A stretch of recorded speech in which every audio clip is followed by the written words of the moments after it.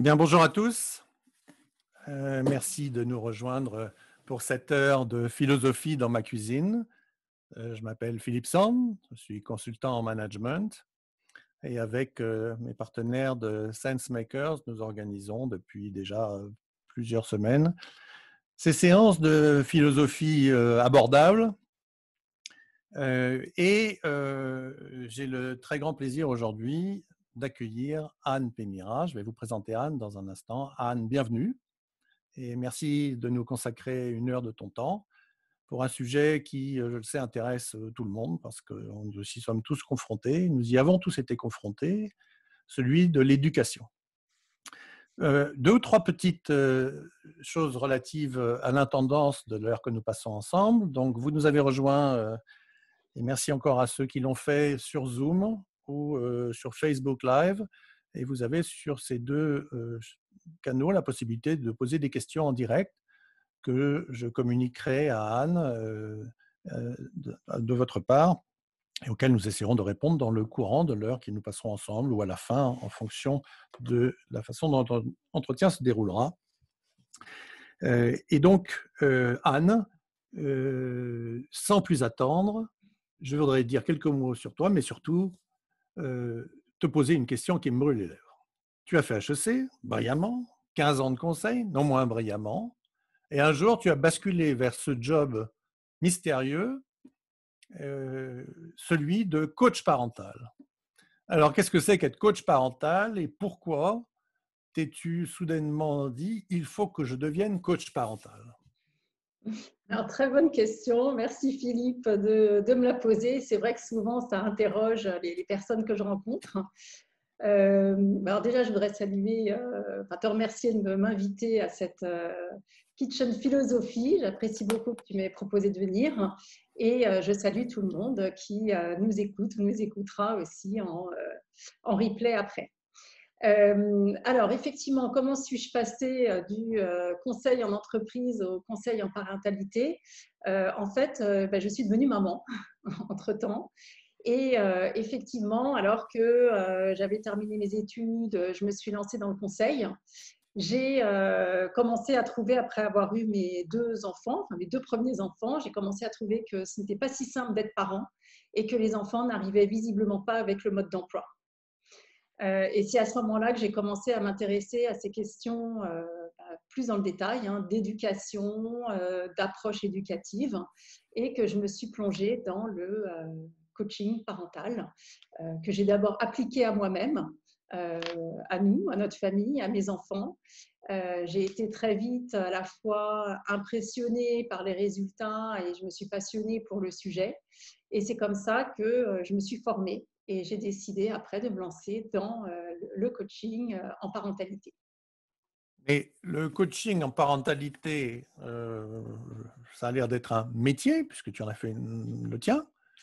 Mais en fait, la fonction n'est pas neuve, parce que tout parent a eu plein de coachs en parentalité, que ce soit plus ou moins compétents, plus ou moins désirés, mais qui n'a pas eu une belle-mère qui s'est mise coach en parentalité, qui n'a pas eu un père ou une mère qui s'est mis coach en parentalité, pour expliquer à son enfant devenu père ou mère de famille comment il devrait faire, parce que vraiment, il y a des choses qui devraient être faites autrement.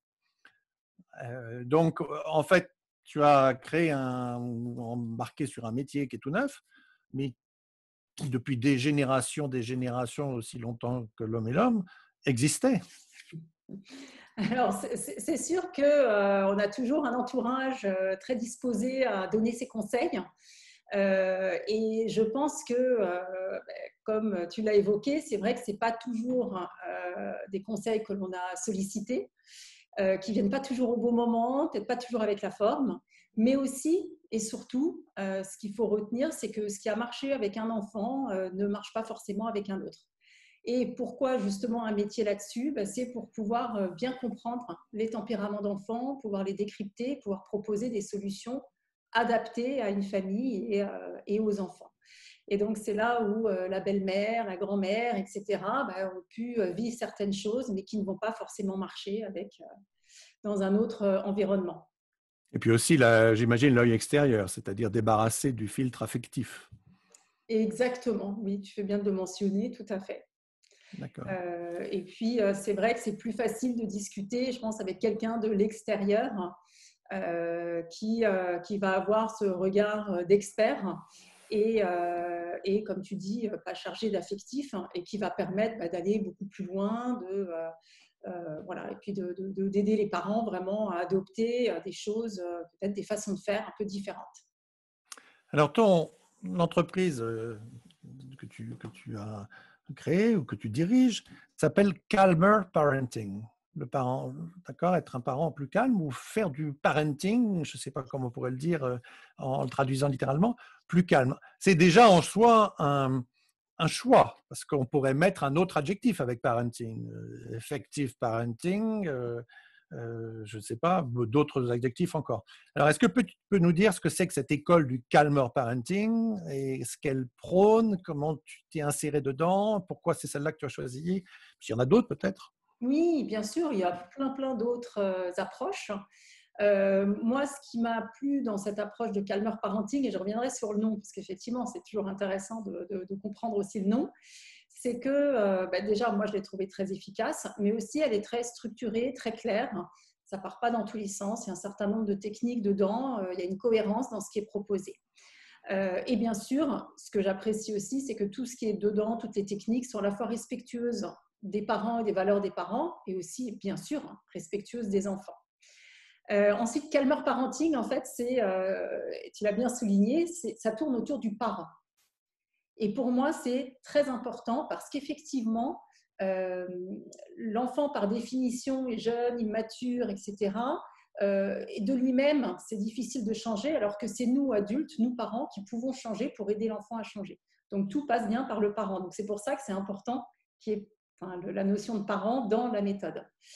Parenting, comme tu le dis, c'est effectivement le fait d'être parent, d'exercer sa parentalité. Et alors, calmer, c'est vrai qu'on aurait pu choisir plein de termes.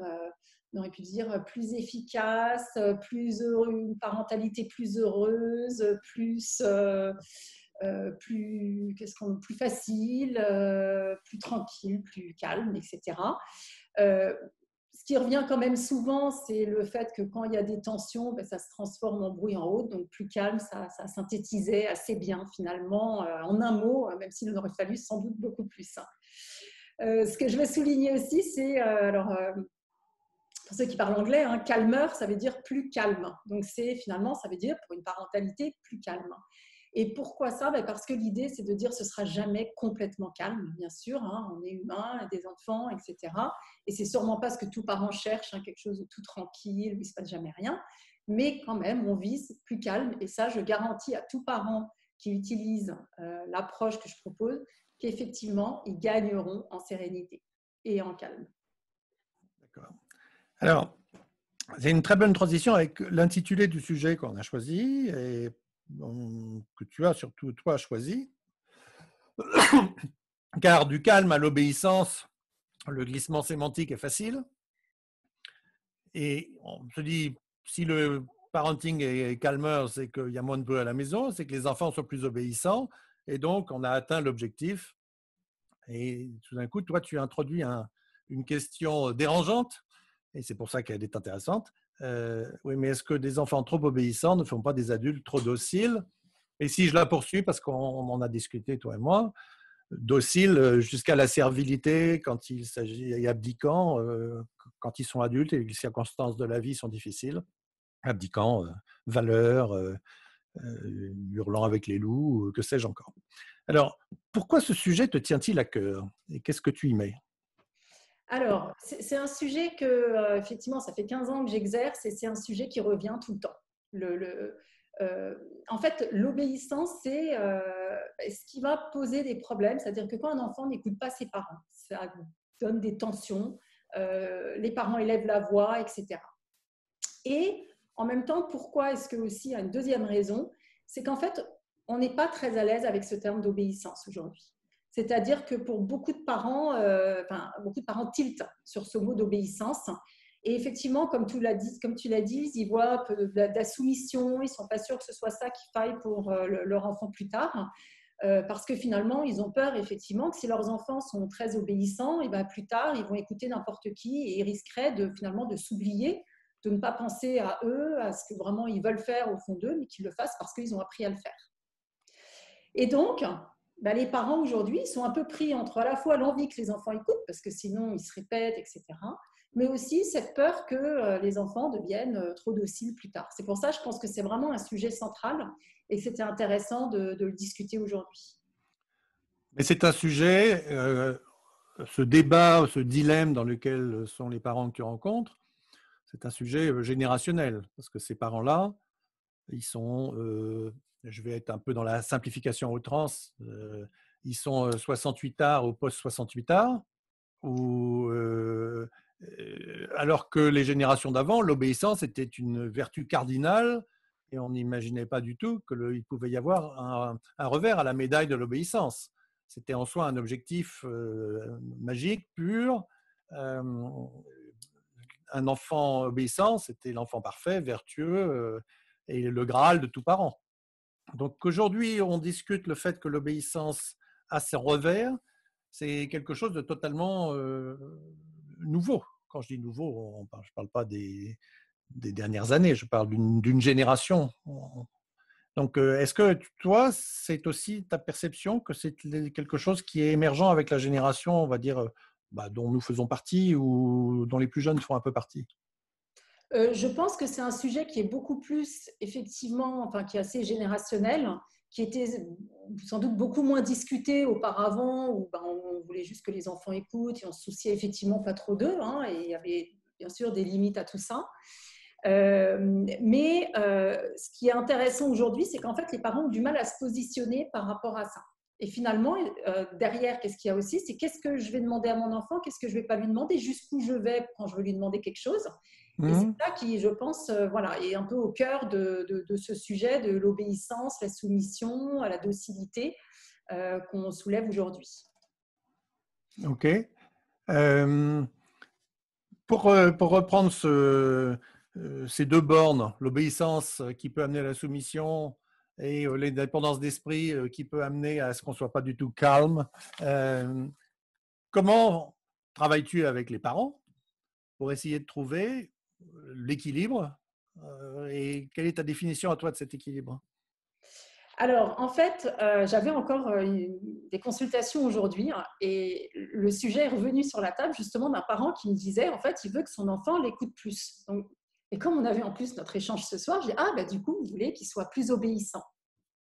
Et en fait, là, il s'est arrêté, il a dit, non, mais c'est pas vraiment ça. Et il est reparti dans une explication. Alors, peu importe ce qui s'est passé après, mais vous voyez, c'est vraiment l'idée de dire que c'est un mot sur lequel on bloque. Et pourtant, moi, je pense que quand on est parent, il y a un certain nombre de choses qu'on veut transmettre aux enfants, des habitudes, etc. Et que si l'enfant n'écoute pas ou n'obéit pas, finalement, on se fâche, on s'énerve, ça crée des tensions. Et de fait, je pense que l'obéissance est centrale et que le fait de bien réfléchir en tant que parent à qu'est-ce qui est important pour soi et qu'est-ce qu'on veut vraiment que les enfants fassent et faire en sorte que les enfants écoutent là-dessus, c'est important. Je pense que la crainte des parents, c'est effectivement la docilité, pour revenir que finalement, on impose des choses aux enfants. Et du coup, ce que moi, j'essaye d'apprendre et d'apporter aux parents, c'est comment faire en sorte que les enfants écoutent, mais sans que ce soit de manière hyper autoritaire, où on sanctionne, on punit si l'enfant n'écoute pas, etc. C'est comment on arrive à avoir des enfants qui nous écoutent, mais effectivement parce qu'ils comprennent ce qu'on leur demande, et puis on le fait de manière quand même plutôt en douceur et pas par la force et par une sorte d'autorité où on se mettrait à crier, à disputer l'enfant, à le mettre au coin, etc. Et ce qui est contradictoire justement avec ce que je vois, c'est que même si les parents ne veulent pas que les enfants écoutent, ils en arrivent quand même à se fâcher, à s'énerver quand l'enfant n'écoute pas. Voilà. Donc, je pense que c'est un peu une sorte de contradiction qu'ils ont et d'où l'intérêt, je trouve, d'éclaircir ce sujet et bien de voir d'un côté qu'il y a comment moi je vais apprendre à mon enfant à m'écouter sur certaines choses importantes, et puis d'un autre côté, comment je vais réussir quand même, effectivement, peut-être à lui faire comprendre ce que je lui demande, à le faire réfléchir aussi à ce qui est important pour lui, etc. Mais je pense que c'est deux choses différentes, hein, et qu'il ne faut pas chercher finalement à tout regrouper dans un truc, et c'est ça qui va faire douter les parents. Et quand les parents doutent, du coup, ils ne sont pas très clairs. Et donc, les enfants ont du mal après à être à l'écoute des parents et à faire ce que les parents demandent. Donc, ça veut dire que toi, tu challenges les parents, tu essayes de leur faire accoucher, les faire accoucher de ce qu'ils veulent vraiment, de ce qui leur paraît absolument du domaine de l'obéissance et des règles, ce qui est du domaine d'une espèce de liberté. Et vous travaillez sur la zone entre les deux, la zone grise, pour savoir où ils Alors, doivent mettre le curseur? alors exactement, ouais. C'est vraiment que les parents réfléchissent à leurs valeurs et qu'ils réfléchissent à ce qui est vraiment important, ce qu'ils attendent vraiment de leurs enfants. Et du moment que c'est réfléchi, c'est-à-dire que oui, ils voient que c'est pour le, de toute façon, tout ça c'est pour le bien de leurs enfants, c'est plus facile aussi à faire passer après les demandes et à faire en sorte que les enfants écoutent les parents. Donc effectivement, oui, je les fais réfléchir à toutes leurs attentes, les règles qu'ils veulent mettre en place, et qui souvent en fait sont déjà des règles un peu inconscientes, mais pas bien exprimées, et donc pas claires ni pour eux-mêmes ni pour les enfants, ce qui crée une grosse zone grise. Et quand la zone grise, comme tu dis, est trop importante, finalement les enfants ne savent plus trop où se situer et quoi faire. Et c'est là où on arrive dans des situations où finalement l'enfant n'écoute pas, le parent se fâche, et ce n'est pas ce que les parents souhaitent.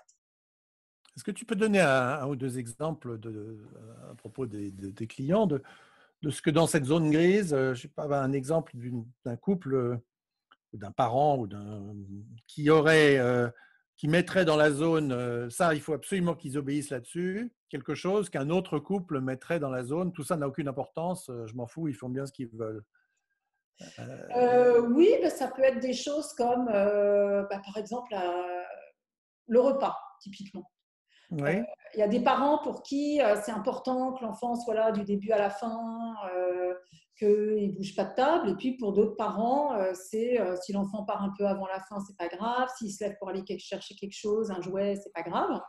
Et donc effectivement, chaque parent peut avoir des attentes qui sont différentes et qui sont liées à ses habitudes de vie et à ses choix personnels ou de couple quand les parents sont ensemble.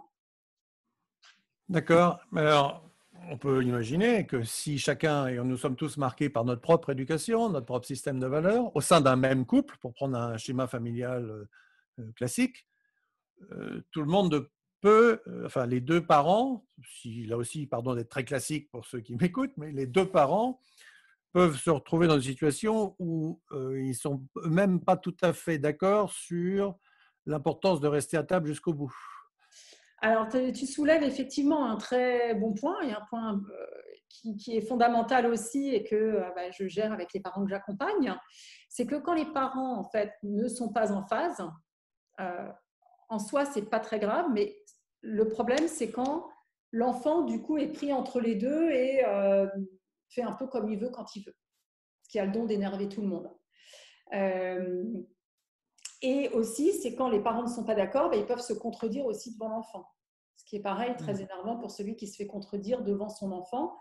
Et les enfants sont intelligents et ils s'engouffrent et du coup, ils savent que comme ça, ils peuvent faire à peu près ce qu'ils veulent. Et c'est là où après, quand les parents ne sont pas d'accord, les enfants vont voir l'un des parents ou l'autre en fonction de la demande qu'ils ont à faire.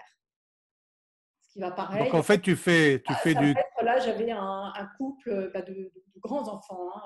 Et du coup, pour les histoires d'argent de poche, le jeune allait voir plutôt l'un que l'autre parce qu'il savait qu'il serait plus généreux. Mais du coup, ça pose plein de problèmes derrière parce que un parent souhaiterait donner une certaine somme chaque mois. L'autre est un petit peu plus coulant. Donc finalement, ils ne sont pas en phase et ça crée des tensions. En fait, le fait de ne pas être en phase n'est pas un problème en soi, c'est quand ça amène à des tensions, en fait. Et très souvent, les tensions sont liées à des divergences entre les parents.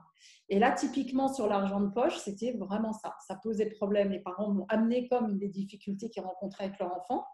Et quand je leur ai demandé, finalement, quand est-ce que vous donnez de l'argent, qu'est-ce que vous faites, etc., Et ben là, j'ai compris qu'en fait, il y en avait un qui faisait un peu un truc en cachette, qui a fini par l'avouer, et l'autre parent qui était beaucoup plus clair, carré, qui ne donnait pas plus que ce qui était prévu. Mais bon, finalement, ça convenait à personne, parce que l'enfant rouspétait tout le temps pour en avoir plus, et les parents n'étaient pas d'accord, et donc c'était source aussi de tensions entre eux. Donc, le calmer parenting, c'est un peu du family coaching, c'est un peu du parenting coaching. Oui, du moment qu'on est centré sur les parents, effectivement, ce sera aussi un peu la relation entre les deux parents, qui va, alors, non pas la relation au sens large, mais en tout cas par rapport aux enfants. La seule fois où je déborde un peu, c'est quand je leur dis que c'est quand même bien que, même si effectivement ils sont là pour leurs enfants et on parle de ça, moi je leur recommande toujours quand même de passer des bons moments ensemble et d'avoir des moments où ils ne parlent pas de leurs enfants. Parce que finalement, en général, quand même, quand on se rencontre, c'était avant d'avoir les enfants. Et du coup, comment retrouver aussi ces bons moments où on était deux, on n'avait pas ces soucis d'éducation d'enfants. Et l'entente entre parents aide aussi au quotidien pour gérer les enfants. J'imagine que statistiquement, tu es aussi confronté aux mêmes enjeux, mais dans des familles séparées, où les parents sont séparés. Oui. Et alors, qu'est-ce que ça change? C'est Alors, la même chose, c'est plus difficile? c'est souvent plus difficile parce que j'ai eu parfois les deux parents qui, même séparés, venaient ensemble via Skype, par exemple, consultation. Donc, on arrive vraiment à avoir un échange avec les deux parents et moi. Mais souvent, les parents séparés, en tout cas ceux qui viennent me voir, ont du mal à échanger, ne se mettent pas d'accord sur beaucoup de choses pour leur enfant, où tout est conflictuel. Et donc là, on va agir sur le périmètre, sur ce qu'on peut faire. C'est vrai que ça aura moins d'impact, mais ça n'empêche pas d'avancer quand même. J'ai une question là que je te livre dans le flow. Cette méthode est donc une manière de faire obéir l'enfant en étant bienveillant et ferme? Alors oui, c'est vraiment l'idée. C'est effectivement de dire que c'est pour ça que pour revenir sur le terme obéissance, moi je trouve qu'il ne faut pas avoir peur de l'utiliser, dans le sens où c'est vraiment central dans la relation entre le parent et l'enfant. Et après, finalement, ce qui est important, c'est plus la façon de le faire. Donc, si on est bienveillant et ferme, eh ben, on y arrivera beaucoup mieux que si on fait preuve, entre guillemets, d'autorité, on crie, on se répète, on punit, etc. Et, euh, et juste quelques techniques pour arriver à cette obéissance quand même qui est posée, qui est importante pour l'enfant. C'est d'être très clair sur ce qu'on demande aux enfants et d'y avoir réfléchi. Donc, on ne va pas leur demander n'importe quoi, effectivement, parce qu'on ne veut pas qu'il y ait une obéissance aveugle, mais on veut qu'ils obéissent au fait de se laver les dents, au fait de faire les devoirs, parce qu'on pense que c'est important pour eux de travailler, etc. Donc, on va être très clair sur ce qu'on attend. Ensuite, on va être motivant. Donc là, il y a une technique aussi qui permet de motiver les enfants autour de ce qu'on leur demande de faire. Et ensuite, ce qui est très important aussi, c'est d'être un peu dans l'empathie parce que parfois, on va demander aux enfants de faire des choses qu'ils n'ont pas envie de faire. Et c'est là parfois où c'est difficile pour les parents. C'est-à-dire qu'on va leur demander effectivement, par exemple, de travailler un certain temps. On voit que c'est difficile pour eux et là, on se dit, mais jusqu'où je vais si ça se trouve, il a des difficultés de concentration. Est-ce que je lui demande, c'est impossible pour lui? Donc peut-être que là, j'abuse en fait un peu de mon pouvoir de parent en lui demandant certaines choses. Et c'est là où je pense qu'on se pose cette question justement de la soumission, etc. Et c'est pour ça que j'ai une technique qui s'appelle l'écoute empathique et qui permet justement de montrer à l'enfant qu'on se préoccupe de ce qu'il ressent quand on lui demande des choses, sur certaines règles qu'on peut effectivement lui imposer. Et donc, avec cette technique de l'écoute empathique, ça permettra à l'enfant aussi peut-être de s'exprimer s'il a des difficultés, s'il trouve ça difficile, si c'est vraiment éprouvant pour lui de faire quelque chose. Et à ce moment-là, on peut toujours, bien sûr, adapter nos demandes. Donc, c'est un peu l'aller-retour entre ce que je demande à mon enfant et les techniques que que je propose moi aux parents pour voir effectivement se préoccuper de l'enfant et comment il vit ce que je lui demande. Voilà. Mais ce qui est important, je pense, c'est Parce que si on est sur cette idée que l'obéissance et la docilité, finalement, quelque part, les parents, souvent, ils ils baissent leur niveau d'exigence et finissent par pas demander ce qu'ils aimeraient demander, en fait, aux enfants. Tu veux dire qu'il y a une forme de complaisance intellectuelle à se dire l'obéissance c'est mal parce que ça fait des moutons et donc je ne cherche pas à me faire obéir. Alors, je ne sais pas si c'est de la complaisance, mais en tout cas, c'est un doute dans la tête du parent qui, je pense, revient négativement sur l'enfant. C'est-à-dire que l'enfant, du coup, il ne va plus très bien comprendre ce qu'on lui demande. Il pourra effectivement un peu le faire de temps en temps, pas le faire. Et voilà. Et je pense que ça, après, ça amène du négatif. Donc, c'est plutôt le doute que ça met dans la tête du parent. Et donc, si je suis un parent, pour donner un exemple, si je suis un parent très décidé, je vais dire à mon enfant, ben, maintenant c'est l'heure des devoirs, par exemple. Là, il faut y aller tout de suite.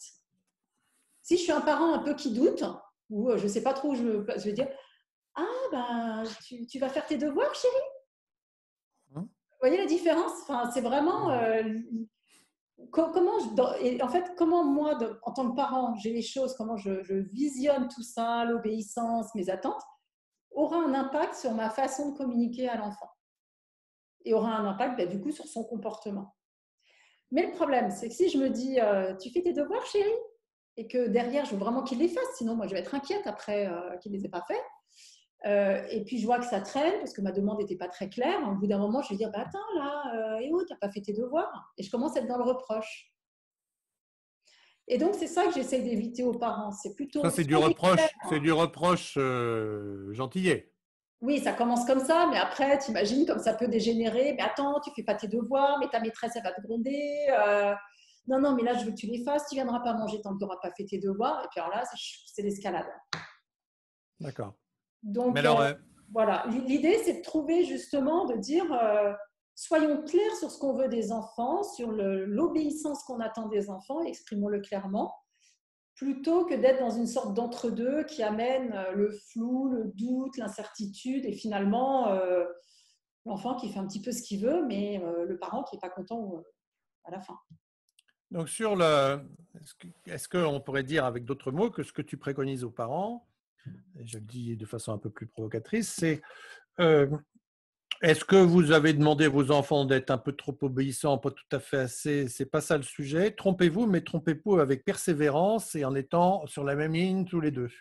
C'est-à-dire choisissez une frontière qui n'est pas forcément la même selon les critères. On peut être plus exigeant sur le travail scolaire et moins sur telle chose ou telle autre, ou le contraire d'ailleurs. Mais en tout cas, changez pas de cap et puis prenez le même, vous les parents. Alors, pour pousser le trait, effectivement, de toute façon, je pense que il y a un titre de bouquin, c'est Il n'y a pas de parents parfaits. Je pense que de toute façon, la perfection, on ne la connaît pas. C'est pas, voilà. Donc, il faut agir par conviction. Mhm.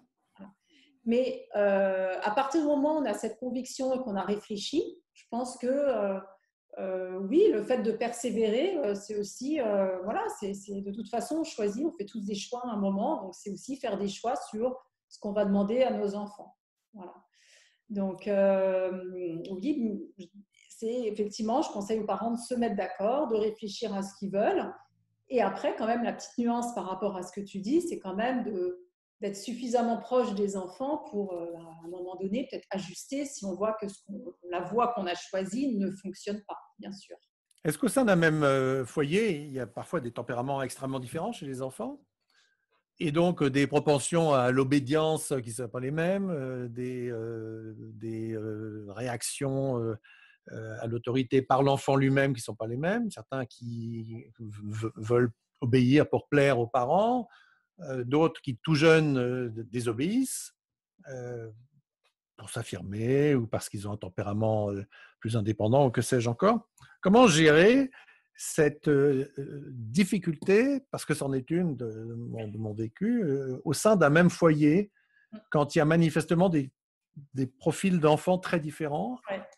Alors sur déjà, lesquels les mêmes recettes ne fonctionneront pas, pour faire court. non, mais déjà, c'est d'éviter de comparer les enfants, parce que c'est vrai que parfois, on peut être tenté quand on a des enfants qui écoutent, l'autre qui n'écoute pas, de dire attends, regarde ta sœur, elle a fait ça, regarde ton frère, il a fait ça. Donc, éviter les comparaisons. Après, ce qu'il faut comprendre, c'est que dans les tempéraments d'enfants, il y a effectivement un certain pourcentage des enfants qui ont un tempérament plutôt calme, constant, et finalement, qu'on leur demande les choses d'une façon ou d'une autre, ils vont plutôt être obéissants. Ensuite, il y a le gros des troupes, où là, ce sont des enfants qui, en général, sont plutôt à l'écoute, mais en tout cas, qui n'ont pas de réaction extrême.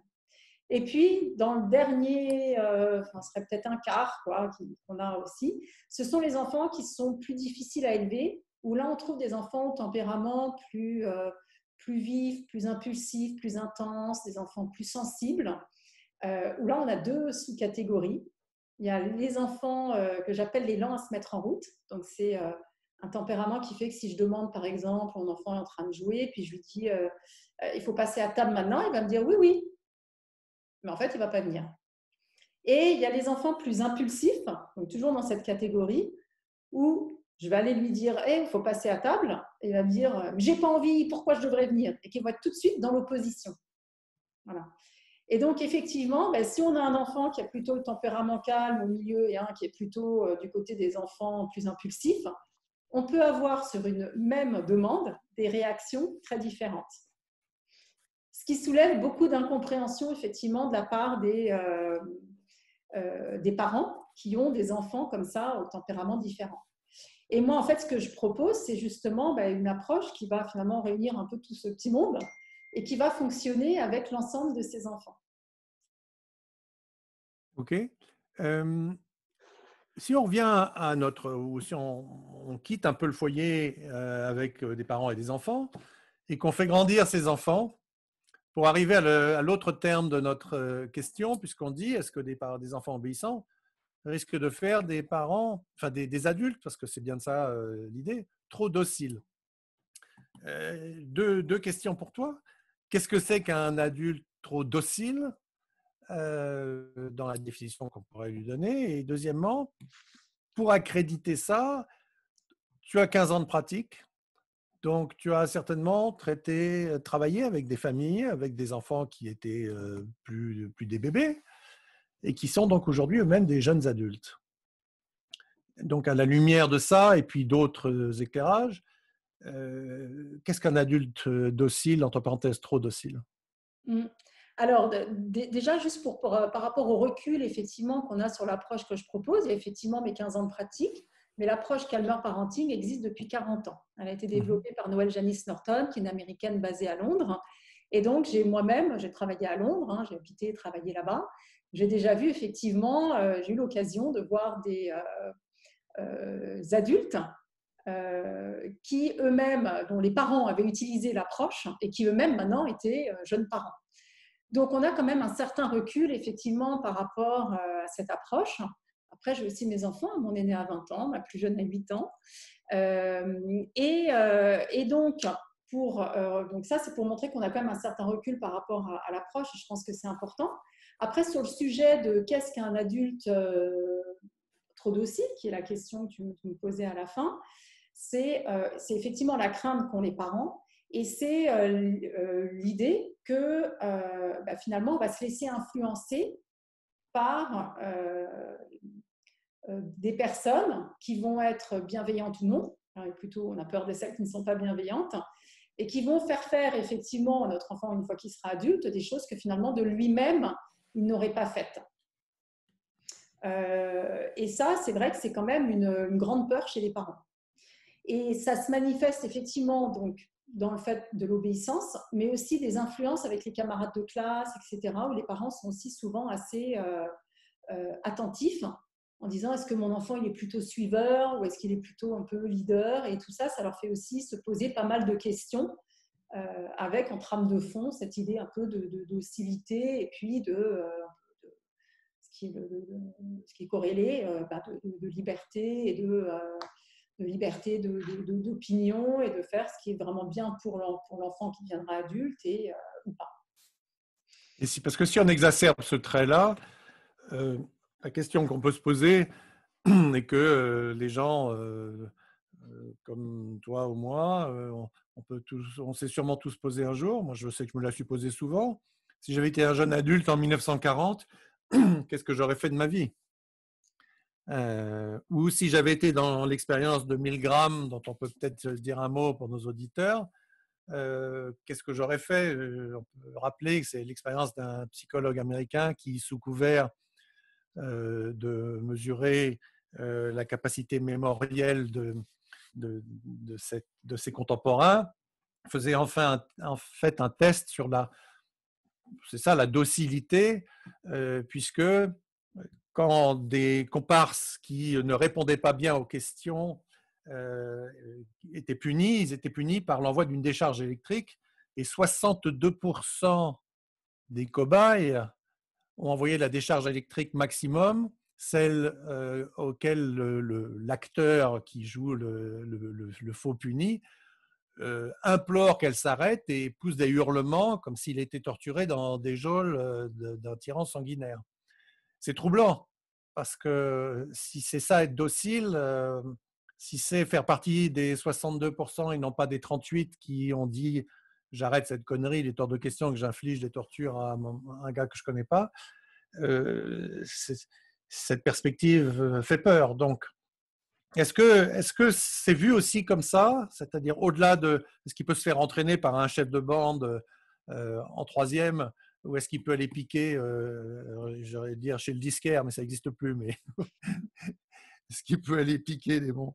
La question, c'est est-ce qu'il sera un adulte en conscience et capable de résister? Ou est-ce qu'il sera capable de résister à la rencontre avec un pervers narcissique, etc., etc. Alors, je pense qu'effectivement, il y a la question aussi derrière, au-delà de l'obéissance, je pense de la confiance en soi et de l'assurance aussi qu'on peut développer, la confiance en soi qu'on peut développer chez l'enfant. Et je pense que ça rejoint complètement notre sujet parce que très souvent, ce qui se passe, c'est qu'un enfant qui n'écoute pas ses parents, qui n'est pas obéissant, les parents vont avoir tendance à lui dire des choses négatives. Or, d'ailleurs, il y a des stats qui montrent qu'en moyenne, un enfant reçoit 9 critiques pour un compliment. Alors, par critique, c'est « mais qu'est-ce que tu as encore fait ?»« Mais attends, je t'ai déjà dit, mais arrête », etc. Toutes ces petites phrases négatives. Or, tout ça n'aide pas l'enfant à être à se sentir bien parce qu'il est souvent critiqué. Et donc, je pense que ce qui est important, c'est aussi comment le parent parle à son enfant pour développer la confiance en soi et qui va aider l'enfant à prendre des décisions, à aller à l'encontre de ce qu'on peut nous demander parce qu'on sait qu'au fond de soi, on a raison et on ose le dire. Voilà, donc ça, c'est déjà un point important. L'autre point qui me paraît important par rapport à l'expérience aussi que tu cites, c'est que, en fait, pour dire non à un moment donné, pour dire j'arrête d'appuyer parce que je vois que ça fait mal à quelqu'un, il faut quoi comme qualité? Il faut de l'empathie. Et on a plus d'empathie si quand même on en a reçu aussi de l'empathie. Si on a été relativement à l'écoute, et notamment c'est les personnes qui entourent l'enfant et principalement ses parents. Et donc, je pense que c'est vraiment important pour les parents d'être dans l'empathie avec les enfants. Quand on voit que l'enfant ressent des choses, est triste, est en colère, est contrarié, etc., et qu'on puisse, en tant que parent, justement aller voir l'enfant pour lui dire, par exemple, oh, j'ai l'impression que tu es vraiment contrarié par la demande que je t'ai faite d'arrêter de jouer pour aller travailler ou d'arrêter ton écran pour faire telle ou telle chose. J'ai l'impression que tu étais vraiment très, très fâché. Et ce n'est pas pour ça que je ne vais pas lui demander de le faire, mais montrer que je vois l'impact que ça a sur lui. Et donc, si moi, en tant que parent, je suis de temps en temps, je ne dis pas tout le temps, toutes les 5 minutes, parce qu'il faut être quand même disponible pour être dans l'empathie, parce que parfois on est pressé, on lui demande d'arrêter son écran, de venir mettre la table. C'est vrai que je ne vais pas toujours être dans l'empathie. Ce n'est pas grave, on ne cherche pas à être parfait, pour reprendre ce qu'on disait tout à l'heure. En revanche, régulièrement, prendre ce temps pour voir que l'enfant quand même a des émotions négatives et le lui dire, ça va l'aider à voir que ce qu'il ressent est important et puis aussi à comprendre ce qu'il ressent parce que les émotions, souvent, ça nous submerge. Déjà, en tant qu'adulte, parfois, on peut être submergé, mais alors les enfants encore plus, parce qu'ils n'ont pas la maturité pour. Donc, le fait d'être dans l'empathie avec les enfants, ça va les aider à prendre, justement, prendre conscience de leurs émotions, à prendre un peu de distance par rapport aux émotions. Et à nouveau, ça va être aussi, ça va leur permettre d'être plus dans l'empathie avec les autres. Je me souviens très bien d'un exemple justement d'une famille que j'accompagnais et une mère qui me disait vraiment son fils avait zéro empathie. Il avait 10-11 ans. Et donc, je lui avais parlé de cette technique de l'écoute empathique. Et après quelques semaines, elle m'a rapporté des exemples de moments où il a fait preuve d'empathie envers d'autres, ce qu'il ne faisait pas avant. Donc, comme quoi, il y a bien une relation quand même entre l'attitude que moi j'ai en tant que parent et ce que l'enfant après, effectivement, on peut redonner à d'autres. Mais l'enfant était tellement submergé par ses propres émotions qu'il n'arrivait pas vraiment à les gérer. Le fait que les parents soient dans l'écoute empathique, ça l'a aidé un peu à ouvrir la cocotte, se libérer un peu de ces émotions qui bloquaient et être plus à l'écoute des émotions des autres. Et donc, je pense que c'est ça aussi qui est intéressant quand on parle d'obéissance, c'est de dire, OK, je vais demander des choses à mon enfant, ça ne va pas toujours lui plaire, mais c'est quand même important. Et avec l'écoute empathique, ça me permettra de voir quand même ce que ça lui fait, de montrer que je me préoccupe de l'impact que ça a pour lui. Et l'autre qualité qui, je pensais de laquelle tu t'acheminais, c'était savoir dire non, savoir ne pas hurler avec les loups, pour ne pas être comme dans les 62% de milligrammes. Donc, cette notion de mimétisme aussi, qui est en filigrane de l'empathie, là, si on est empathique, ce n'est pas juste pour aider l'enfant à poser ses bagages et à se libérer de l'espace pour aller lui-même davantage s'intéresser aux autres. C'est aussi parce qu'il voit que si on s'intéresse à lui, c'est quelque chose qui est modélisé, il peut faire pareil. Mais s'il a des parents qui eux-mêmes ont une indépendance d'esprit vis-à-vis de la pensée dominante, savent dire non, tiennent à leurs valeurs, on a davantage de chances d'avoir un adulte qui ressemblera à ça. Alors, développer l'esprit critique des enfants, je pense que c'est vraiment important. Avoir des discussions avec eux, des échanges, discuter de l'actualité, laisser chacun s'exprimer. Effectivement, ça va aider l'enfant à écouter différents points de vue, voir des positions différentes. Or, j'ai remarqué que ces discussions arrivent relativement peu dans les familles finalement, parce qu'on n'a pas vraiment de moment de discussion un peu ouvert. Et donc, c'est vrai que souvent, les parents sont demandeurs de ça et on essaye de créer des moments propices, des échanges un petit peu plus informels où on peut un peu donner son avis, montrer qu'on a une opinion sur certaines choses. Notamment, j'aime bien quand les enfants, et c'est d'autant plus important aujourd'hui d'avoir l'esprit critique par rapport à tout ce qui est fake news, les médias, tout ce que les enfants lisent ou écoutent dans des vidéos, sur les réseaux sociaux, etc. Donc oui, je pense que cette liberté de pensée, réflexion est vraiment importante. Parce que les enfants sont confrontés maintenant à vraiment plein de choses et c'est vraiment important d'être à l'écoute des enfants, de pouvoir discuter. Et ce que je propose aux parents, c'est d'essayer, même si un enfant ou un jeune dit quelque chose qui est peut-être pas tout à fait correct, de l'écouter, de reprendre, de discuter, de rebondir sur ce qui est dit pour faire avancer la réflexion, plus que d'imposer un point de vue différent. Mais alors, ce que tu dis et là on est vraiment encore dans le coaching parental, ce que tu dis exige deux choses. D'abord de créer ces instances, ces moments, ces forums, ça peut être le repas typiquement ou d'autres, mais ça suppose aussi une attitude ouverte des parents. Parce que si ces forums sont des occasions pour le père ou la mère de plastronner en assénant leur propre vérité, parce qu'ils ont la même opinion depuis 30 ans, ils n'en changent pas et rien ne les atteint, et qui réfléchissent pas tant que ça et qu'ils assènent beaucoup, le remède est pire que le mal. Euh, donc, tu nous donnes à nous, parents, et je me mets dans le lot, un sacré challenge, parce qu'il faut aussi qu'on montre une nuance dans la pensée, une volonté de remettre en cause ce à quoi on croit parfois, à l'aune de ce que la réalité nous donne. Et Oui. je trouve que c'est difficile. Après, on a forcément un point de vue qu'on peut exprimer aussi, hein, bien sûr. Et au contraire, c'est important de montrer qu'on a chacun des idées sur la question, mais c'est quand même être ouvert effectivement à l'échange et puis d'écouter quand même toujours le point de vue de l'autre, des enfants, et éventuellement d'essayer de les faire évoluer si vraiment on se dit qu'ils croient à des choses qui sont fausses. Mais plutôt que de lui dire c'est faux, il faut que tu crois autre chose, c'est dire qu'est-ce qui te fait dire ça? Où est-ce que tu l'as vu? Quelle est la source? Enfin, essayer de faire réfléchir plutôt que d'aller trop vite vers c'est n'importe quoi ton truc et on passe à autre chose. Et puis en plus, je pense que c'est d'autant plus important aujourd'hui d'apprendre justement à filtrer tout ce qui arrive, toutes les infos qui arrivent. Et ce que j'aime bien, c'est conseiller aussi aux parents des petits trucs pour... il y a des petits outils sur Internet, par exemple, parfois il y a des photos qui circulent. Je ne sais plus, récemment, il y avait une image, c'était, je ne sais plus, à propos du coronavirus, je ne sais plus, une image un peu catastrophique qui circulait. Et en fait, il y a des outils qui permettent d'analyser les photos sur Internet. Et on voyait qu'en fait, cette photo n'avait pas été prise depuis que le coronavirus a commencé en janvier, enfin en décembre, si on parle de la Chine, mais c'était quelque chose qui datait d'il y a 2 ou 3 ans. Et donc, clairement, l'information transmise par cette photo était fausse. Et donc, c'est un peu tout ça, essayer d'éveiller les enfants à cet esprit un peu d'analyse critique.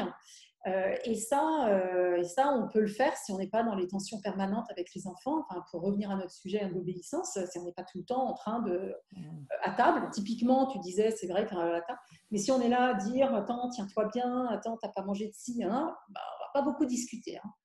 Donc, c'est aussi pour ça que c'est important de se dire qu'est-ce que je veux, puis après de faire en sorte que ça se passe plutôt comme on veut avec les enfants pour créer justement de l'espace pour parler d'autres choses que la tenue à table, ce que l'enfant mange, les devoirs que l'enfant n'a pas fait, etc.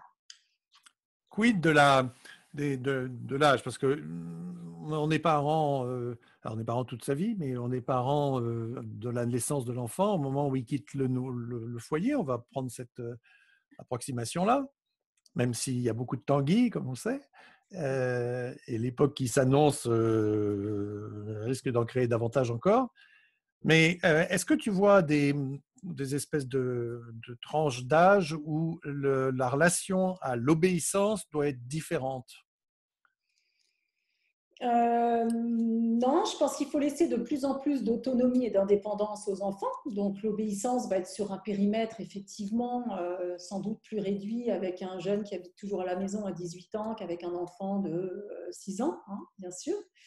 Mais je pense que c'est toujours important de sentir que son enfant respecte certaines règles qui sont importantes pour nous. Parce que sinon, à nouveau, ça mènera à des conflits. Donc, je pense qu'à 6 ans, c'est important, effectivement, que l'enfant, le matin, il se lève, il s'habille sans trop rouspéter, etc.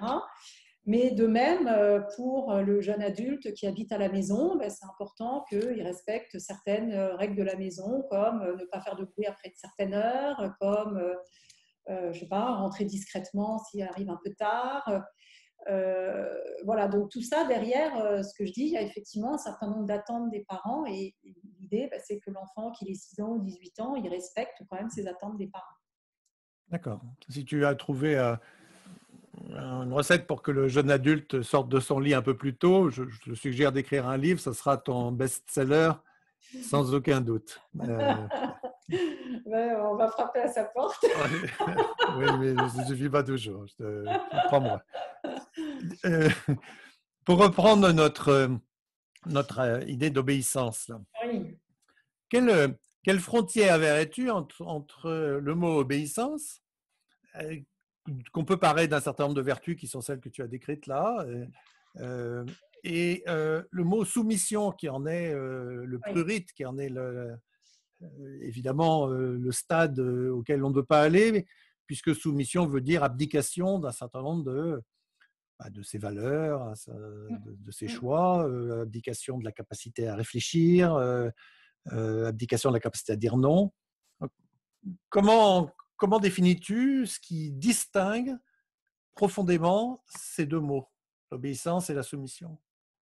L'obéissance, je pense que je vais reprendre ce que je disais tout à l'heure, c'est le fait de respecter certaines attentes, certaines règles des parents, mais qui ont été réfléchies par le parent, et qui vont dans le sens du bien-être de l'enfant. Et la soumission, ce serait finalement d'exiger de l'enfant des choses qui ne vont pas dans le sens de son bien-être. Et bien sûr, on peut dire, il y a toujours, c'est le parent qui va décider, ce qui rentre dans une des cases et dans l'autre. Toutefois, je pense que ce qui est important, c'est qu'on voit quand même, si ce qu'on demande à l'enfant, si c'est de la soumission, on voit bien que ça ne rend pas l'enfant heureux.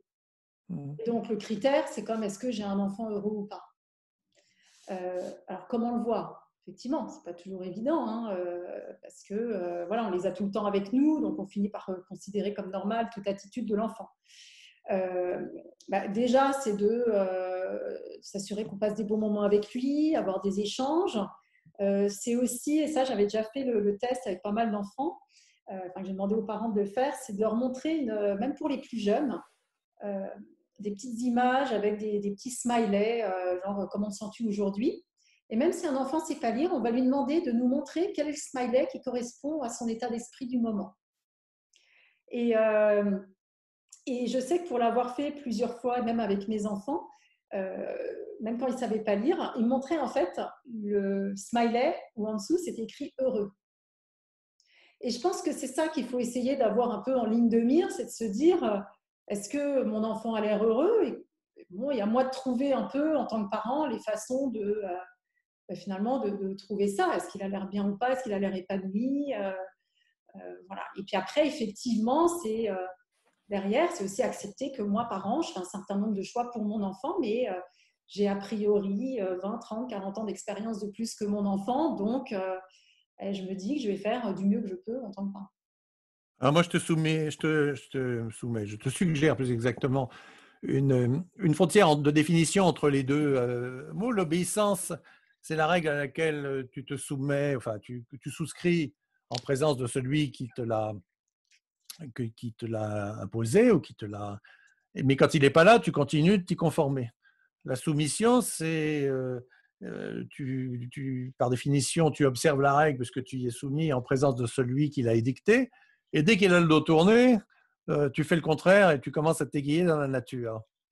Je crois que je t'avais raconté cette histoire d'une famille que je connais où le père était dentiste et donc intransigeant sur le fait qu'on ne mangeait pas de bonbons. Et alors, on ne mangeait pas un bonbon dans cette famille, 365 jours par an, zéro bonbon. Quand ils étaient gardés par les grands-parents, en particulier une grand-mère gâteau, il y avait chez cette grand-mère une bonbonnière dans laquelle on mettait des kilos de régalades, de mi-choco et de tout ce que tu veux. Évidemment, les enfants de cette famille se précipitaient sur les bonbons jusqu'à en avoir une indigestion pendant les 8 jours qu'ils passaient en vacances chez la grand-mère en question. Et revenant au foyer, il se remettait sous la règle rigoureuse où on ne mange pas un seul bonbon. Et moi, j'y vois la différence entre les deux mots. L'obéissance et la soumission. Là, c'est de la soumission à une règle qui ne se discute pas, qui a un fondement, c'est-à-dire si vous mangez trop de bonbons, vous aurez des caries, mais qui est perverti en vous ne mangerez jamais de bonbons. Et je pense que ce que ce parent voulait faire passer, et le point important de ce parent, c'était effectivement qu'il faut prendre soin de ses dents. Maintenant, est-ce que son objectif est atteint en interdisant les bonbons? Voilà, je ne pense pas. Donc c'est là où effectivement il faut un peu se poser la question de est-ce que ce que je demande à mon enfant va dans le sens de ce que je cherche à obtenir. Si je cherche à obtenir que mon enfant prenne conscience que les sucreries ne sont pas bonnes pour les dents, est-ce que c'est comme ça que je vais y arriver? Visiblement non, parce que quand ils vont chez la grand-mère, chez les copains, etc., ils ont l'air d'en manger encore plus. Donc essayer de trouver d'autres façons, effectivement, de manière peut-être un peu plus équilibrée, de transmettre cette idée à ses enfants. Et je pense que c'est là où la réflexion des parents est importante, c'est dire finalement qu'est-ce que je cherche à transmettre à mes enfants, et derrière toute règle, toute attente, toute chose qu'on demande à son enfant, qu'on lui demande de faire, donc pour lequel on demande une certaine obéissance, il doit y avoir quand même une certaine logique, une certaine idée de ce que je veux transmettre à l'enfant. Je pense que ce qui est important aussi, c'est, et moi c'est ce que je dis toujours aux parents, je dis qu'un enfant il est obéissant, c'est on considère qu'il est obéissant, non pas quand il obéit 100% du temps, mais à peu près 9 fois sur 10, 90% du temps. parce que oui, bah, parfois il n'a peut-être pas envie, parfois il est fatigué, parfois je ne sais quoi, et on veut lui laisser quand même un petit espace. Mais ce que je dis, c'est que si on est en dessous de ça, on va vite avoir des tensions dans la maison, on va être amené à se répéter, à crier, etc. Et finalement, ben, on va retomber dans quelque chose qui est assez négatif et pour le parent et pour l'enfant. Voilà. Et donc, c'est là où il faut essayer, je pense, de réfléchir à cette notion d'obéissance. Qu'est-ce que je veux? Pourquoi je demande ça à mon enfant?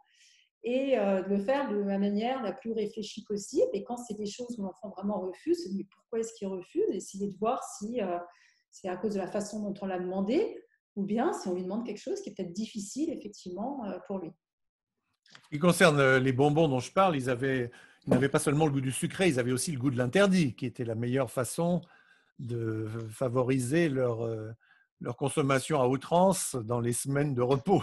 C'est-à-dire, à partir du moment où tu interdis totalement, tu Ouais. génères la réaction aussi, j'imagine. Je pense que ça dépend aussi comment l'interdit est posé. C'est-à-dire qu'il y a quand même un certain nombre d'interdits qu'on va poser en tant que Mhm. parent. Voilà. Maintenant, je pense que ça dépend comment c'est posé, si effectivement, comment on a demandé à l'enfant, comment on a présenté cette règle, est-ce qu'on a préparé l'enfant à ça, est-ce qu'on se fâche énormément si on surprend l'enfant quand même avec un bonbon dans son cartable quand il rentre de l'école. Enfin, voilà, donc c'est comment finalement cet interdit est posé qui est important autant que je pense l'interdit lui-même. Pour, parce que plus l'interdit sera posé calmement, voilà, ben plus quand même l'enfant aura tendance à mieux l'accepter en fait. Après, je pense que la difficulté de poser un interdit qui finalement n'est pas un interdit ailleurs, c'est que ben, c'est sûr que ça va être beaucoup plus compliqué. Alors, Anne, je te propose de lire une ou deux des questions que j'ai là. Certaines, on les a déjà abordées. Comment le coach intervient-il quand il voit qu'il s'agit d'un jeu psychologique, scénario familial, nourri par un système de croyances toxiques qui font partie de la culture de la famille? Est-ce que ça t'arrive de repérer des croyances qui sont, avec un mot très fort ici, appelé toxiques, dans la Mm. culture de la famille, où il y a un scénario malsain? Souvent, les scénarios malsains viennent d'une mauvaise interprétation des réactions d'un enfant. Typiquement, là aujourd'hui, j'avais une consultation où en fait, ben voilà, un enfant qui n'écoutait pas pour tous ces petits gestes du quotidien et, euh, et un parent qui me disait, mais en fait, euh, notre enfant, il est attiré vers le mal. Dès qu'il peut, s'il peut mal faire, il va aller vers ce qui est mal plutôt que vers ce qui est bien, rien que pour nous provoquer. Et je pense qu'en fait, tout dépend comment on voit les choses, en fait, comment on interprète. Et l'idée, c'est de sortir d'interprétations comme ça trop négatives pour revenir à des mécanismes. Bah oui, un enfant, voilà comment il réagit dans tel type de situation, et voilà comment vous pouvez agir pour le faire réagir différemment. Donc, je pense que c'est important de sortir de schémas qui sont un peu enfermants, qui peuvent devenir toxiques, pour justement avoir une interprétation différente et puis ouvrir le champ des possibles pour ne pas s'enfermer dans l'obéissance, désobéissance et une sorte de lutte de pouvoir entre l'enfant et l'adulte. OK. Anne, nous arrivons presque au terme de cet entretien que moi j'ai trouvé passionnant parce que j'aurais aimé te rencontrer quand j'étais un jeune papa et un moins jeune papa, et beaucoup d'autres, j'imagine, qui nous écoutent aussi. Euh, en réfléchissant à ce qu'on se dirait, j'ai retrouvé cette fameuse citation de Jean-Jacques Rousseau: l'obéissance à la loi qu'on sait prescrite est liberté, et l'obéissance à la loi intelligemment prescrite par des parents empathiques, et donc liberté aussi. Peut-être c'est un résumé de ce que tu disais. La version moderne. Ah oui, la version moderne est librement adaptée par moi, que Jean-Jacques Rousseau ne m'en veuille pas. Alors, pour ceux qui resteraient sur leur faim, j'espère qu'il y en a qui vont quitter notre table en ayant encore faim, j'en suis sûr. Tu as écrit plusieurs ouvrages sur le sujet, qu'on trouvera dans les bonnes librairies, et pour ceux qui n'ont pas peur d'enrichir les GAFA, qu'on trouvera aussi en ligne. Corrige-moi si je les cite mal, mais la façon dont tu les as intitulés dit bien combien ils s'enracinent dans le quotidien des vies familiales. Tu as fait tes devoirs, chérie. Euh, j'ai débranché vos enfants et je ne crie plus, je ne répète plus, je ne râle plus, je gère, qui est une promesse à laquelle beaucoup seront certainement très sensibles et voudront savoir comment on réalise ce miracle. Oui. Voilà. Anne, je te remercie beaucoup. Je crois que c'était fort éclairant, fort stimulant. Et ça dit bien que l'adage selon lequel comment tu étais comme parent, qu'est-ce que tu as fait? J'ai fait de mon mieux, ne suffit pas. On peut se faire aider, on peut être bien conseillé, tu l'as montré, et je crois qu'on peut être des meilleurs parents, je ne sais pas, mais des parents plus calmes, c'est déjà beaucoup. Eh ben, un grand merci, Philippe, pour les questions, pour l'interview. Et j'étais ravie de participer à cet échange avec toi. Merci, à très bientôt. Et vous qui nous suivez, à bientôt, nous ferons de la philosophie sur un autre sujet. Mais ça vous sera annoncé en temps utile et ça se passera comme toutes les précédentes sessions et celle-ci dans ma cuisine dont vous pouvez voir derrière moi qu'elle est dans le noir parce que c'est une cuisine virtuelle. À très bientôt, au revoir. Au revoir Anne.